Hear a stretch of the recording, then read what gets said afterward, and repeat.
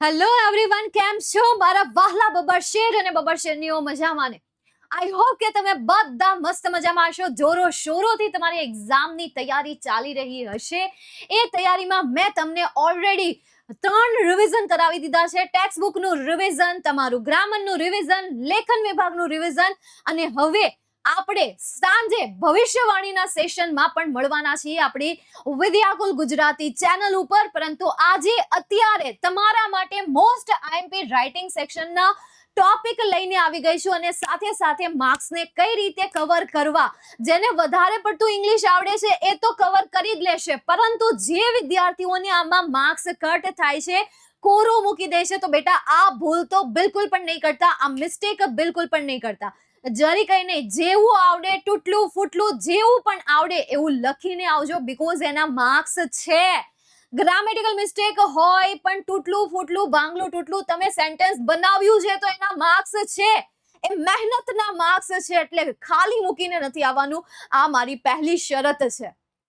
હવે માર્ક્સને કઈ રીતે કવર કરવા, એના માટેના આઈએમપી એસે કયા કયા છે એમના વિશે આપણે ચર્ચા કરીએ. એસેને કઈ રીતે તમારે પુરવણીમાં લખવું, એસેને તમે કઈ રીતે રિપ્રેઝન્ટ કરશો, એમના વિશે આપણે વાત કરીએ. તો આ ટાઈમ ટેબલ તો તમને સારી રીતે ખબર છે. આજે સાંજે 9 વાગે ભવિષ્યવાણીના સેશનમાં અને આવતીકાલે સવારે 4 વાગે સૂર્યોદયના સેશનમાં આવી જાઓ. આ બે સેશનની બહાર એક પણ ક્વેશ્ચન નહીં હોય, અને ખાસ કરીને આપણા સૂર્યોદયની બહારનો એક પણ સવાલ નહીં હોય. ઓકે, ચાલો તો જોઈએ.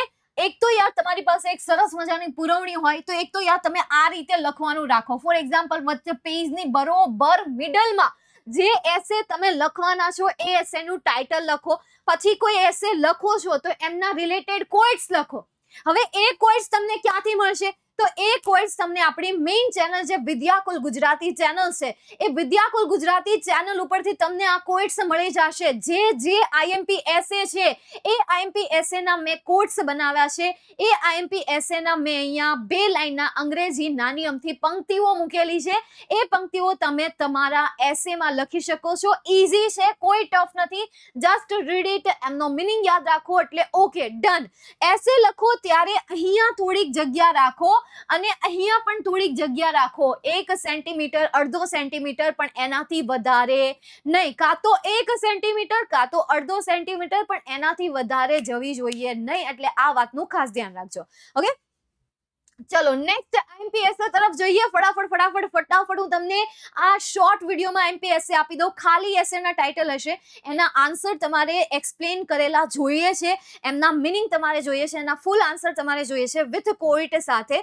તો એ તમને આપણી main channel Vidyakul Gujarati channel છે ત્યાંથી તમને મળી જશે. તમારી પાસે હજી ટાઈમ છે, એને તૈયાર કરી લો. તમારી પાસે હજી સમય છે, તમે એને પ્રિપેર કરી લો. બરાબર, તૈયારી કરી લેજો. રાઇટિંગ સેક્શન કરીને તમને મળી જશે. આમ તો ઘણા બધા વિડીયો મેં એના ઉપર બનાવી નાખ્યા છે, પરંતુ અત્યારે આખો જે આ સેશન છે એમાં ડીપમાં મેં તમને એક્સપ્લેન કર્યું છે ક્યાં કઈ જગ્યાએ કઈ વાતનું ધ્યાન આપવું, એ બધું છે. ઓકે, ચાલો તો પહેલો આઈએમપીએસ છે માય ફેવરિટ ટીચર. બરાબર, પોઈન્ટ્સ ને ધ્યાન રાખીને પછી તમે એસે બનાવો. એસે છે ને પાકો કરીને લખવાની વસ્તુ નથી.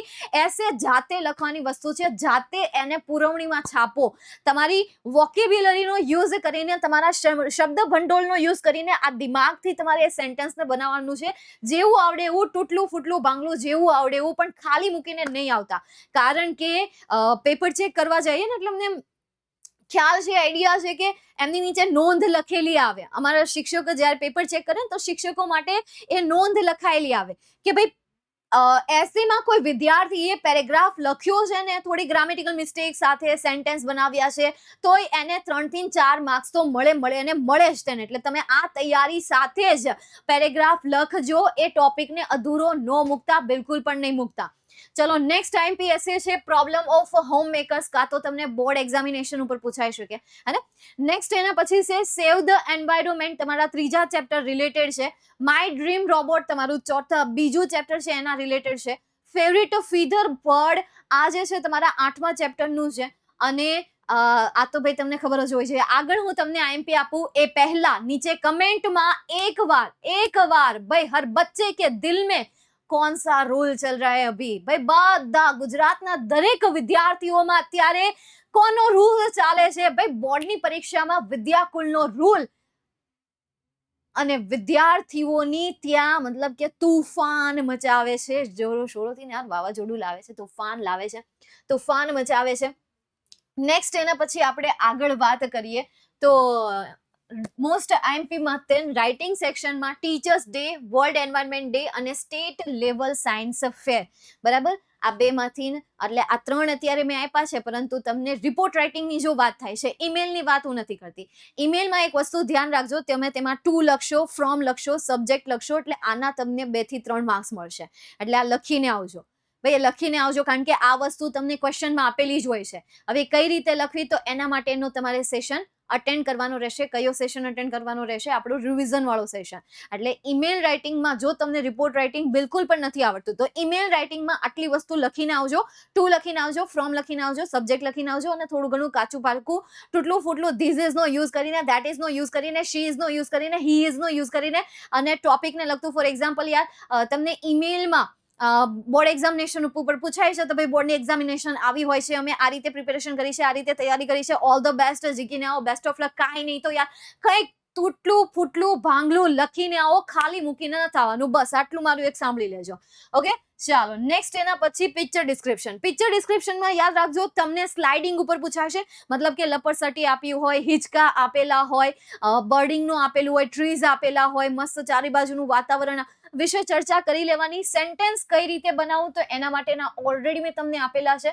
તમને આ જ પૂછાશે, ઘરનું બહુ રેર કેસમાં પૂછાય, તમને આને રિલેટેડ જ પૂછીએ, કાં તો તમને કોઈ ગાર્ડન આપી દીધું હશે, કાં તો તમને સ્કૂલનો કોઈ પાર્ક આપી દીધેલો હશે, એના ઉપર બનાવવા રહેશે. તો આ સેન્ટેન્સ તમે યાદ રાખી લો, આ સેન્ટેન્સનો યુઝ કરીને તમે સેન્ટેન્સ બનાવો. ધીઝ ઓલ આર કોમન, કે આમાંથી તમને કોઈ પણ પૂછાય તો આ બધા તમે શું કરી શકો છો, ત્યાં ચિપકાવીને આવી શકો, તમે લખી શકો છો કે this is a picture of ખાલી જગ્યા. સૌથી પહેલું આ સેન્ટેન્સ કોમન, પિક્ચર શેનું છે એ તમારે કહેવાનું. પિક્ચર શેનું છે એ તમારે કહેવાનું. The garden is big, neat અને clean. It is bright and sunny day. Then after there are clouds in the sky. આકાશમાં વાદળ હોવાના જ, ન હોય તો નહીં લખતા, કાઢી નાખજો. એની સિવાયના ઘણા બધા સેન્ટેન્સ તમે જાતે બનાવી શકશો. એ તમે મારો એ સેશન જોશો ને એટલે જાતે બનાવતા શીખી જાશો તમે. It is very beautiful place. ભાઈ સુંદર જગ્યા છે. પછી ક્યાં ગયું? ફરી જમાયેલા, હજી મારે સમજાવવાનું છે. પછી we can see big and shady trees. ભાઈ આપણે મોટા અને છાંયડાવાળા વૃક્ષો શું કરીએ છીએ, જોઈ શકીએ છીએ. તો રાઇટિંગનો આટલો શોર્ટ ટાઈમમાં મેં તમને બહુ બધું કહી દીધું. પિક્ચર ડિસ્ક્રિપ્શનમાં 10 સેન્ટેન્સ લખો, એનાથી વધારે લખવાની જરૂર નથી. બહુ હરખ પદુડા થતા હોય તો 12 સેન્ટેન્સ લખીને આવજો, બાકી 10 સેન્ટેન્સ જ બરાબર જ છે. હું કામ હું તમારે વધારે લખવું છે, એ બધું વધારાનું કાંઈ નહીં લખવાનું. બસ 10 સેન્ટેન્સ માંગ્યા છે, ધેટ્સ ઇટ. શોર્ટ નોટમાં હું સેમ જ કહું છું, 10 થી 15 સેન્ટેન્સીસ તમે લખો છો તો ભાઈ તમને 3 માર્ક્સ મળે ને મળે જ છે. અમે જ્યારે પેપર ચેક કરતા હોય ને તો નીચે નોંધ હોય કે છોકરાએ 10 સેન્ટેન્સ લખ્યા છે તો 3 માર્ક્સ એને મળશે જ.